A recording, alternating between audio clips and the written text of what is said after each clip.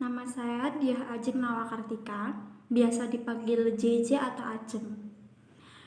Di sini saya akan menjawab pertanyaan-pertanyaan yang sudah disediakan.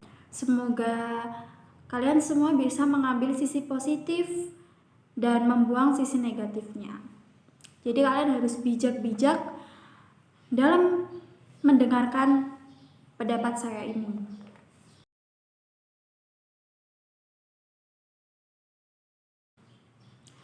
Saya anak ketiga dari 3 bersaudara. Jadi saya itu cewek sendiri dan saya punya 2 kakak cowok. Susah nggak susah sih. Sebenarnya tuh anak bungsu harusnya anak yang enak ya. Karena kita punya dekengan buat ke depan. Jadi tuh kita ada yang bilangin gitu loh. Selain orang tua kita ada yang nuntun dan kita ada yang jaga. Enaknya gitu kalau anak bungsu. Kalau buat anak yang dimanja, anak bungsu, aku kurang setuju sih. Karena aku sendiri pun sekarang ini jarang dimanja sama orang tua aku. Karena aku selalu diajarin mandiri sama orang tua aku agar aku bisa melakukan sesuatu dengan sendirinya tanpa menggantungkan orang lain. Jadi itu adalah inti yang paling baik sih menurut aku. Karena kalau anak kebiasaan dimanja, dia nggak bisa berjalan sendiri dan harus dituntun, dan itu nanti akan menjadi kebiasaan dan sangat berakibat fatal kalau dia udah sampai ke dunia kerja atau dunia luar yang orang tua udah gak bisa lagi buat mantau. Iri pasti pernah ya, tapi dari iri ini aku bisa kayak berpacu untuk lebih baik dari kakak. Gimana sih caranya biar aku lebih baik dari kakak? Jadi irinya itu dijadikan motivasi untuk lebih baik lagi, bukan terus aku iri terus jadi benci sama kakak aku. Enggak sih. Lebih diambil positifnya aja, karena setiap kehidupan itu pasti ada sisi positif dan negatif, tergantung gimana cara kita berpikir, gimana cara kita bertindak untuk mengambil jalan yang baik dan benar. Ya pasti pernah sih. Kayak pasti kita semua pernah patah hati dan kita pasti akan patah hati pada waktunya. Jadi kalau pertanyaan itu sih pasti banget. Tapi patah hati itu nggak harus selalu diratapi dengan kesedihan, nggak selalu harus uh, ditangisi, tapi kita harus membuktikan lebih baik lagi. Dengan kita patah hati, kita akan menjadi manusia yang lebih baik lagi dari sebelumnya. Karena dari patah hati itu menjadikan kita lebih dewasa lagi dan lebih berpikir untuk kedepannya dan bertindak lebih memikir, karena kita pernah melakukan kesalahan dan kedepannya kita nggak akan melakukan kesalahan yang sama lagi agar tidak patah hati. Gitu aja.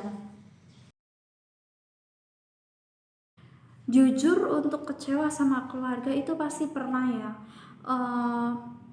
Kecewa karena orang tua gak bisa memenuhi apa yang kita mau, atau kecewa karena orang tua jarang ngasih waktu buat kita, atau orang tua jarang mendengarkan apa yang kita bicarakan, orang tua jarang mengerti perasaan kita. Tapi dari rasa kecewa itu menjadikan aku pribadi lebih dewasa lagi, menjadikan aku lebih berpikir mungkin orang tua aku bersikap kayak gini agar aku menjadi anak yang gak mudah bergantung sama orang tua, untuk menjadikan anak yang lebih mengontrol emosinya sendiri. Menurutku rasa kecewaku itu sedikit dari rasa bahagiaku saat aku bersama keluargaku, bersama orang tuaku. Jadi karena rasa kecewa yang sedikit itu gak akan merubah rasa sayangku kepada keluargaku maupun orang tuaku. Kalau itu pasti sih, aku bangga dan sayang banget sama keluargaku. Aku bangga karena ibuku ngedidik aku. Mungkin aku pernah kayak ngerasa anak yang gak berguna ya di dunia, atau ngerasa anak yang sedih, anak tersedih di dunia, karena ibu aku yang jarang kayak ibu aku kalau aku curhatin tentang masalah selalu ngomong, kamu pasti bisa, kamu pasti kuat, kamu pasti bisa bertahan karena kamu tuh anak yang kuat. Aku pikir ibu aku ngerasa bodoh amat ya sama aku karena selalu ngomong kayak gitu. Ternyata aku baru sadar kalau emang ibu aku ngedidik aku jadi bisa berdiri gitu pakai kakiku sendiri tanpa kaki orang lain. Jadi aku kayak bersyukur aja dididik dari kecil kayak gitu untuk menyelesaikan masalah sendiri, untuk bersikap bijak.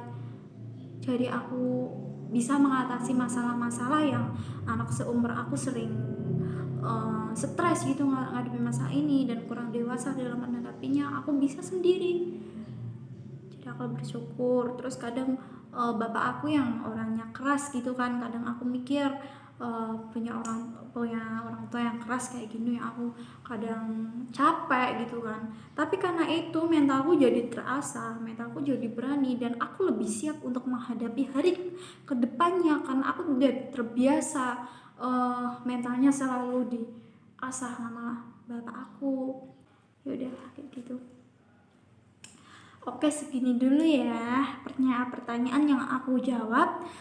Mungkin kita akan bertemu lagi di pertanyaan-pertanyaan berikutnya. Bye-bye. Terima kasih. Semoga kalian bisa mengambil sisi positifnya dari pertanyaan-pertanyaan yang telah aku jawab ini. Tetap semangat, jangan pernah menyerah karena kalian itu manusia hebat. Manusia diciptakan dengan segala kesempurnaan. Kalian hanya mempunyai dari 5% kekurangan dari 95% kelebihan. Jadi kalian gunakan itu dengan sebaik-baiknya. Jangan pernah kalian menyerah, terus berusaha karena kesuksesan akan datang pada orang yang terus berusaha. Bye bye.